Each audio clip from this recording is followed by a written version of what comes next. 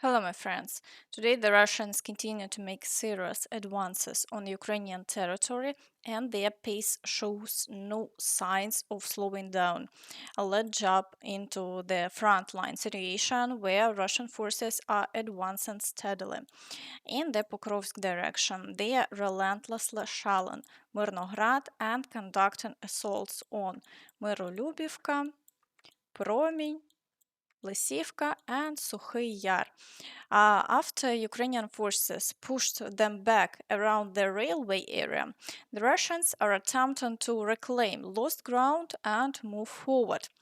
So, Vyshneve has already fallen under their control, which could severely impact upcoming events in this area. Here, the Russians are expanding their territory to prepare for an eventual attempt to encircle Pokrovsk. So far, new assaults on nearby settlements haven't started yet, as Russian forces are gathering reserves and trying to secure their new positions. In the Kurakhove direction, the situation is most critical. Reports indicate that Russian forces have carried out 72 assaults in a single day. Levels of activity not seen since they were pushing toward Avdiivka. Today, the Russians are attacking Novodmitrivka, then Voznesenka and Ilyinka. Even though Ukrainian forces managed to push them slightly back from Kurakhove, they are still persistent with attacks and are quick to attempt to regain lost positions.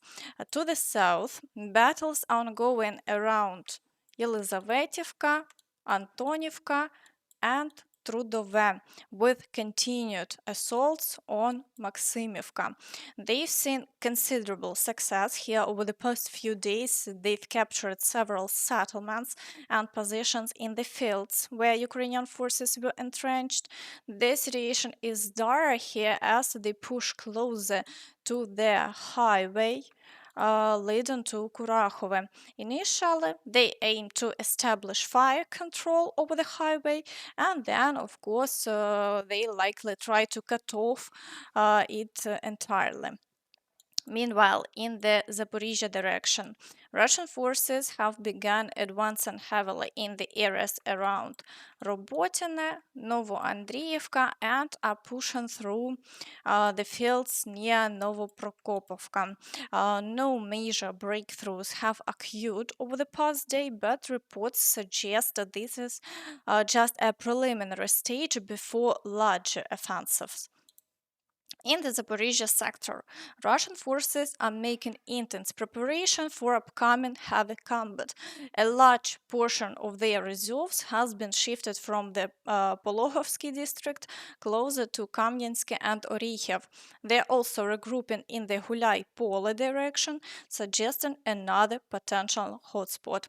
It's possible that instead of focusing on a single area, they may be planning a wide-scale offensive across the entire front line in the region.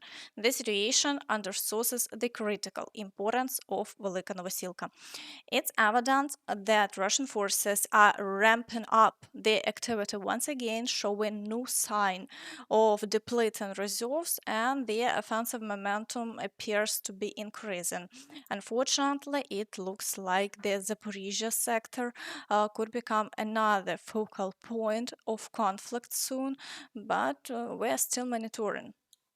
In the Kherson direction, the Russians continue their assaults near Kozachi Laheri and are advancing around Dniepryany and Nova Kakhovka. Shelling of the right bank remains constant, though the front line hasn't yet changed. However, the rise in activity has undoubtedly worsened the overall situation.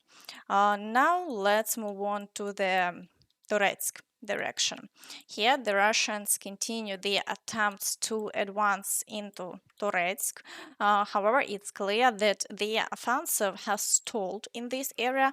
They haven't achieved any notable success for a while, and Ukrainian forces have even managed to push them back slightly.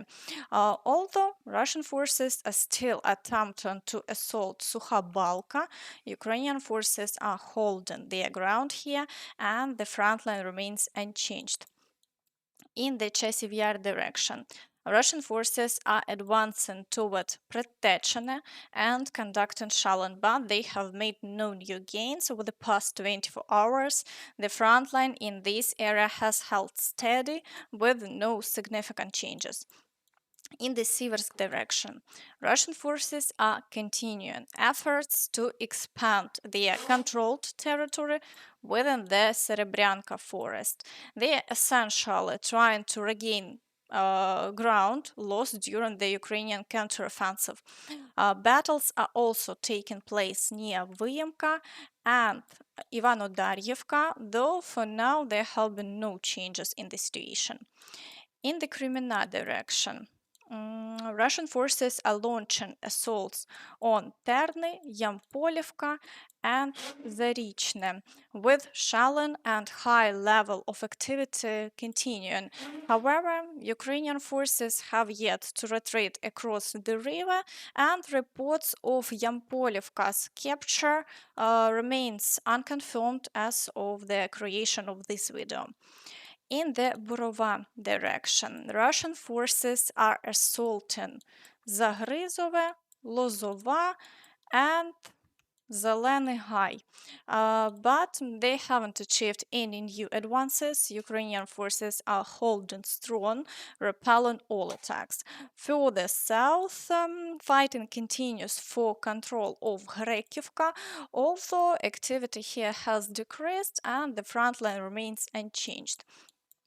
In the Kupiansk direction, Russian forces are maintaining Shalin and continue assaults on Petropavlivka, attempting to regain positions near Pishane. However, they have made no significant progress over the past day, and the situation remains stable. In the Kharkiv direction, Russian forces continue shelling with strikes reported in Kharkiv again last night. Border areas also remain under constant fire, though there are no new offensive maneuvers.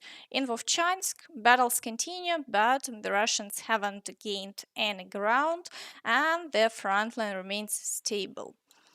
In the Kursk direction, Russian forces have launched more attacks on Sumy and continue shelling border settlements. However, the front line here is unchanged.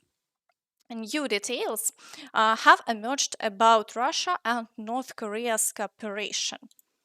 North Korea and Russia have reportedly signed an agreement obligating Russia to participate in hostilities on the Korean peninsula in case of war, while North Korea will send troops to Russia, as reported by the Korea Herald.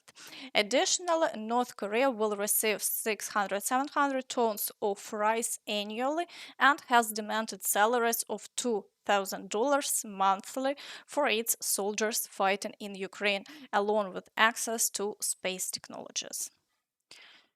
That's all from me. So please don't forget to like this video, subscribe to the channel, and hit the notification bell to stay updated on all the latest news. Thank you for watching and see you next time. Bye bye.